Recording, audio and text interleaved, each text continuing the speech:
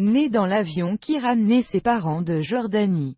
Francis Lalanne est issu d'une famille cosmopolite. Grands-parents maternels libanais, grands-parents paternels béarnais et basques, mère née en Uruguay, père, diplomate basque, des Nations Unies au Moyen-Orient. Il est le frère de Jean-Félix Lalanne et de René Manzor. Il passe son enfance à Mont-de-Marsan, puis 12 ans en Uruguay, et enfin à Marseille où il finit sa scolarité à l'école de Provence. Établissement jésuite, Francis prend des cours d'art dramatique au Conservatoire de Marseille, sous le nom de Bibi Folk. Les trois frères Lalanne, Francis, René et Jean-Félix, chantent dans les universités, les lycées et les MJC des environs de Marseille. Après son baccalauréat, il s'installe à Paris pour s'inscrire en lettres modernes à la Sorbonne. Il chante dans les asiles et les prisons. À cette époque, il réalise une maquette qui est refusée par les maisons de disques. En 1979, il enregistre son premier album, Rentre chez toi, sur France Inter. L'animateur radio Jean-Louis Foulquier diffuse dans son émission les chansons de l'album qui reçoit le Grand Prix des disquaires de France et devient disque d'or.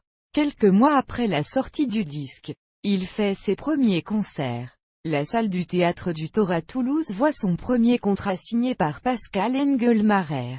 Il y fait un triomphe.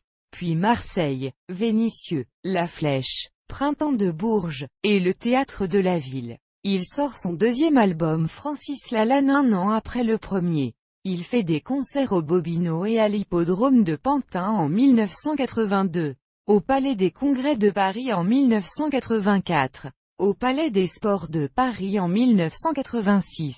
Il effectue aussi des tournées en France, Belgique, Suisse, Autriche, Allemagne, Algérie, Canada, et en Amérique latine. En 1986, il compose la chanson du Festival des Francopholies de La Rochelle, qu'il interprète avec de nombreux artistes, sur la pochette du Maxi 45T. Au verso, il a fait porter cette mention.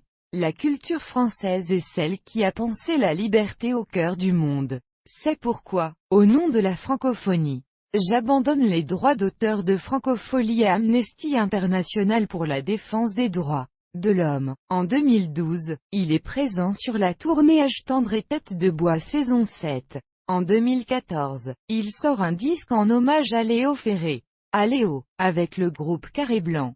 En 2015, il parvient à financer son cyber-tour, tour du monde culturel à la rencontre d'artistes issus de minorités. Démarré en 2014, grâce au crowdfunding de la plateforme KissKissBankBank.